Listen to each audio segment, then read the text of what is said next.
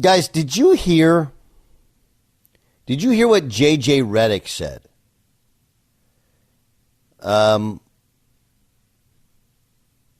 JJ Reddick was on ESPN. This is going back to, I believe, yesterday. And he was talking about the Ja Morant situation.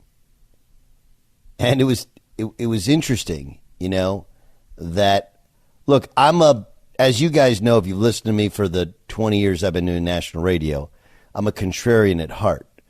Right? And I'm a contrarian, I believe, when it makes sense. Like let's not just be lemmings and go along with it. Let's really, really take a look at what we're saying. And it's like the Bob Huggins thing going back. Was that last week? Right? Where it's so easy for so many to say fire Bob Huggins. I felt like I was more balanced. But like, look, I it's not okay, but he's 69. Language has got to evolve. He's got a lot of equity.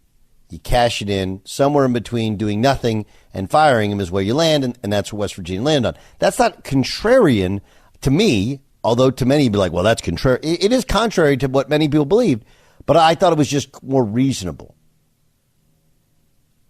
So there's been lots of takes about Ja Morant. Here's JJ Reddick.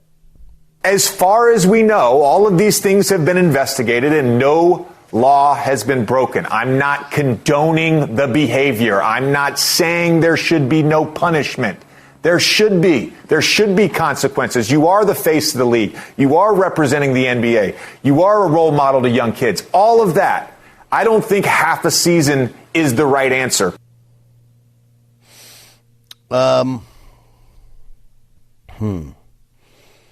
This is so he says he didn't think half a season was the answer. Again, part of it is he's trying to do what I did with the Huggins thing, which is like, let's not overreact. Let's not freak out. It wasn't illegal what he did.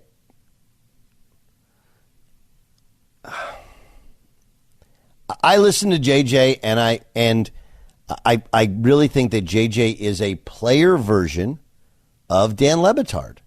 And look, this is where I understand, because this is maybe one of my flaws, and I give people the benefit of the doubt so oftentimes. But those two especially are so pro player. So, hey man, these guys have been through a lot. You don't know, you don't understand. We had to be more reasonable. The man is like, that's a Le Batard thing, and that's a JJ thing. Here's Charles Barkley. First of all, I got to say something, man. We got some idiots, some fools, some jackasses on television that really just piss me off, talking about Josh should make a stand saying he didn't break any laws.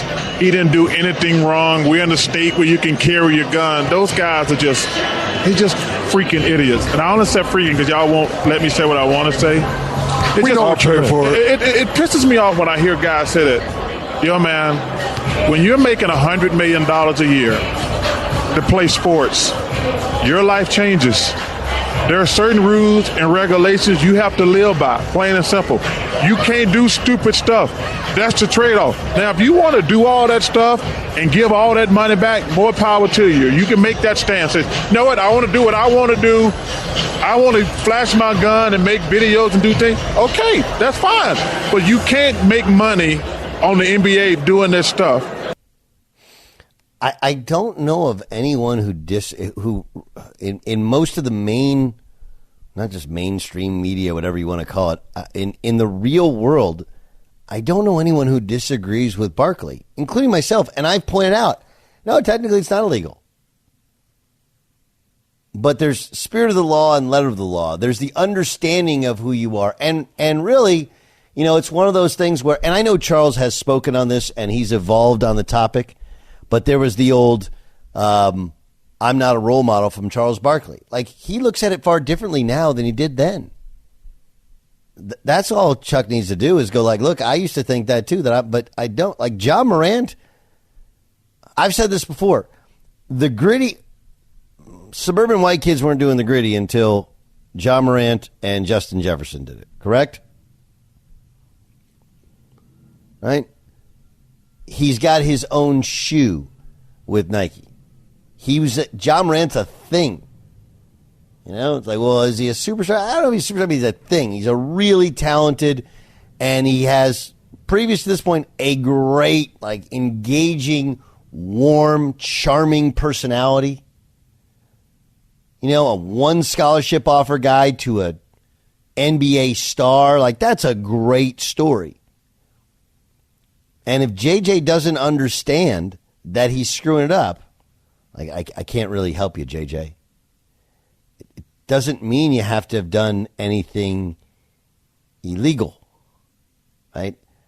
To where there's a certain decorum and way you handle yourself. And, like, dude, Second Amendment guys should be ticked off about it because of the carelessness by which he handles a gun. Right? I've said this before, and I'll say it again. It's like, look, I understand that there are plenty of gun owners that do the right thing. Right? They do the right thing. They apply for permits. They keep them in safes. They use it for hunting, maybe for protection of their home. When it's in their home, they keep it in a safe. Only they know the code, right? They take gun lessons. They go to the shooting range. All their family has safety. Like, I understand. Those people should be mortified at Ja Morant, a bunch of dudes clowning around a car just flipping a gun, because those are the people that, just like these criminals that go and shoot up places, that cost you your rights. That cost you your rights.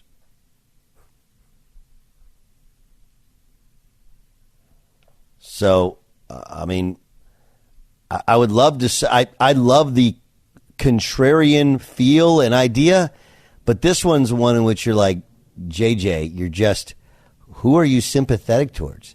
Here's a guy who has everything. And he's hanging out with a bunch of dudes, you know, singing music, waving a gun. And it's been said multiple times. Like, I just don't want something bad to happen to him where, you know, they're rolling around, somebody gets in an argument. You know what happens when everyone's strapped and they think Ja's strapped. It's a shoot first, ask questions later world. It's the last thing anybody wants to have happen. Not just to Ja, to anybody, but that's the reality of it when you start waving around on Instagram.